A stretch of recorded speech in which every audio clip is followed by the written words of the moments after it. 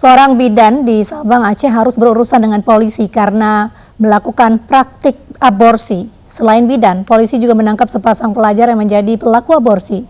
Kasus terbongkar setelah tetangga melapor ke polisi dan membongkar kuburan bayi hasil aborsi di belakang rumah pelajar yang menjadi ayah janin bayi tersebut.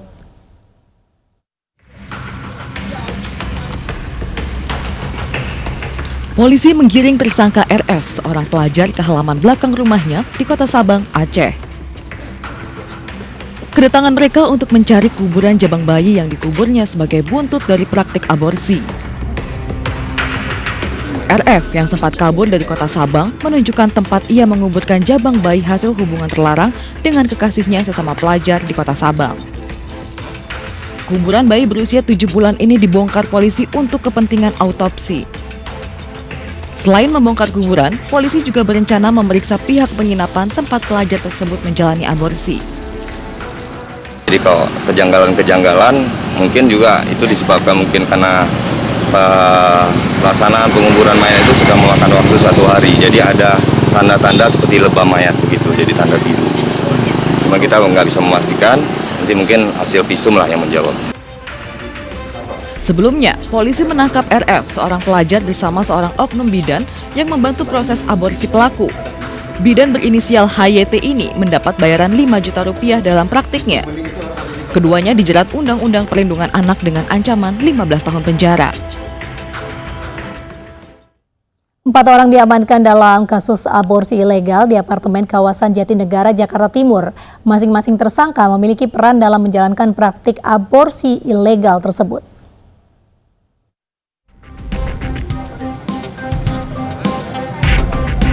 Praktik aborsi ilegal sempat terjadi di salah satu apartemen kawasan Jatinegara, Jakarta Timur. Praktik aborsi ilegal ini diungkap jajaran Subdit Remaja Anak Wanita Renakta Ditreskrimum Polda Metro Jaya. 4 orang semuanya perempuan ditangkap. 3 diantaranya membuka praktik aborsi ilegal, 1 perempuan lainnya merupakan pasien. Masing-masing tersangka memiliki peran, salah satunya tersangka berinisial NA sebagai penanggung jawab dan mencari pasien. NA pernah bekerja di salah satu klinik yang menjalankan praktik aborsi ilegal di Raden Saleh, Jakarta.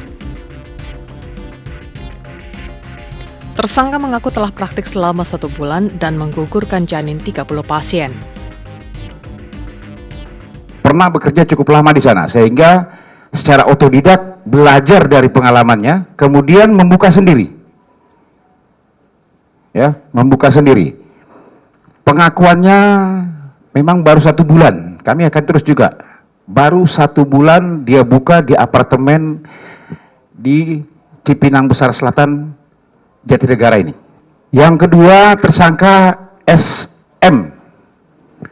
Ini eksekutornya atau penindak pasien aborsi, sama juga dia. Ya, otodidak. Karena pengalamannya pernah bekerja di klinik ilegal juga aborsi di daerah Jakarta Pusat. Untuk mempertanggungjawabkan perbuatannya, pelaku dijerat Undang-Undang Kesehatan dan Undang-Undang Perlindungan Anak.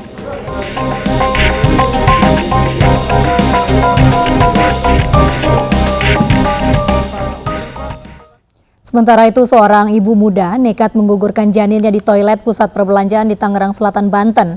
Pelaku tega membunuh darah dagingnya lantaran khawatir akan menjadi beban ekonomi di kemudian hari.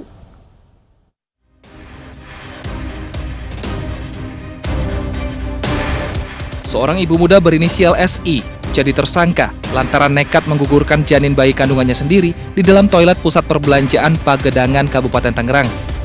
Dari pengakuan pelaku, dirinya menggugurkan bayinya dengan cara meminum pil aborsi yang ia beli secara online seharga Rp1.500.000.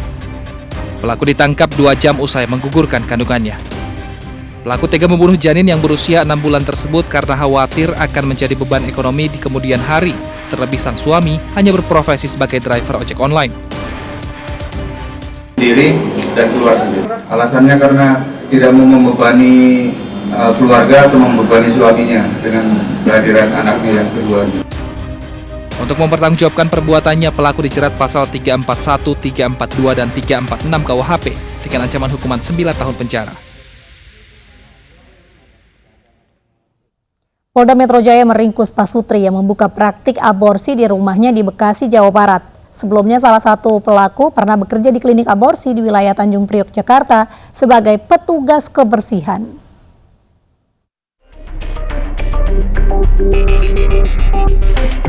Subdit Sumdaling Ditreskrimsus Polda Metro Jaya menangkap pasangan suami istri ST dan IR di Pedurenan Mustika Jaya, Bekasi, Jawa Barat. Selain kedua pelaku, RS, pasien yang hendak mengaborsi janinnya, turut dibawa petugas dari lokasi. Pelaku IR berperan sebagai eksekutor yang sama sekali tidak memiliki kompetensi menjadi tenaga kesehatan.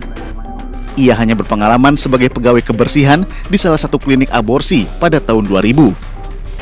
Sementara suaminya ST bertugas mencari calon pasien melalui media sosial. Pak Sutri ini mengaku sudah melayani 5 pasien yang digugurkan. Kliniknya hanya melayani usia kandungan maksimal 2 bulan dengan tarif 5 juta rupiah. Di daerah Pedurenan Mustika Jaya, Kota Bekasi, di kediaman suami istri TR sama ST sendiri, di mana dia buka praktek untuk melakukan tindakan aborsi ilegal ini. Ya, kita masih dalami karena memang pengakuannya baru 4 hari di rumahnya. Ya, ini pengakuannya baru 4 hari di rumahnya, tetapi 5 pasien yang sudah dilakukan tindakan aborsi, ya kelima ini yang tertangkap. Nanti yang lainnya kita akan susuri, kita akan sampai sendirikan. Petugas menyita sejumlah barang bukti untuk menggugurkan kandungan berikut alat medis lainnya. Hingga kini polisi masih menggali daftar pasien yang pernah menggugurkan kandungan. Sementara para pelaku dijerat pasal berlapis dengan ancaman maksimal 5 tahun penjara.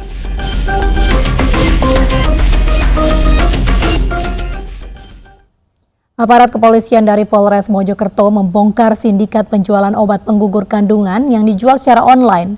Polisi menangkap 6 tersangka dan menyita ribuan obat terlarang tersebut.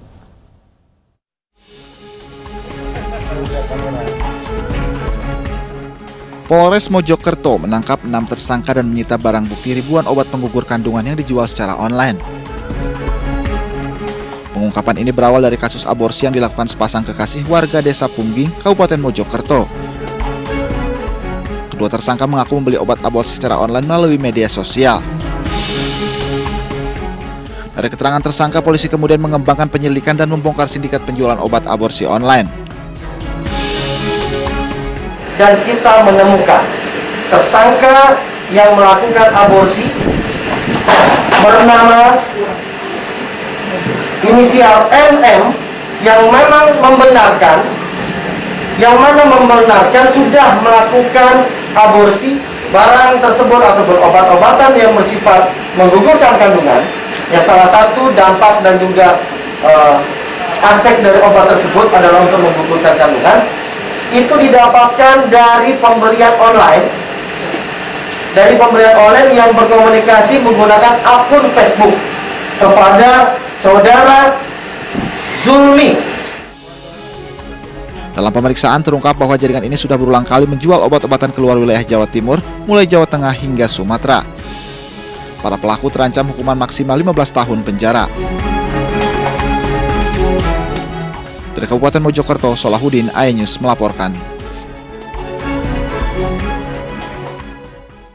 Menjual obat dan menawarkan aborsi, suami istri pemilik apotik di Padang, Sumatera Barat harus berurusan dengan polisi. Beroperasi sejak 2018, tersangka sudah melayani lebih dari 60 pasien yang ingin menggugurkan kandungan.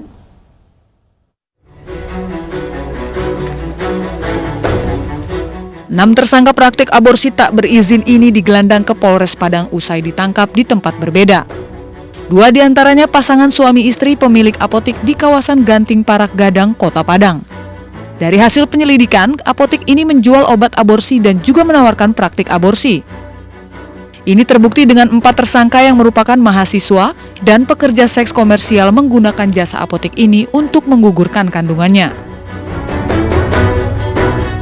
Sejak 2018, apotik yang dikelola Pak Sutri ini sudah melayani permintaan obat penggugur kandungan dan praktik aborsi ke 60 pasien.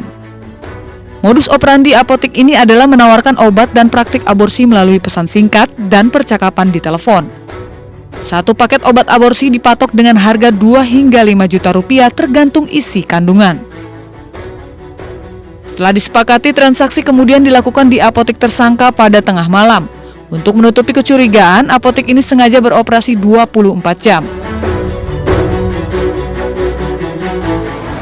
Dilakukan pengembangan melalui jejak digital yang ada di handphone, kemudian transaksi-transaksi yang sudah dilakukan. Dalam periode tahun 2021 ini dari Januari sampai dengan saat ini yang ditangkap oleh tim Kelewang ini sudah hampir 60 orang yang berhubungan dengan si pemilik apotek Indah Farma ini untuk melakukan aborsi. Pertama-tama pasangan suami istri yang minta tolong betul. Karena alasannya anaknya masih kecil dan rapat. Ya, terus suami saya berusaha untuk mencarikan, akhirnya dapat. Kebetulan suami tahu dengan obat, ya udah dibantuin. Keenam tersangka masih diperiksa intensif di Polres Padang. Keenamnya dijerat Undang-Undang Kesehatan dengan ancaman hukuman maksimal 15 tahun penjara. Diduga sakit hati, seorang kepala dusun membunuh rekannya dengan parang. Realita segera kembali dengan informasi selengkapnya.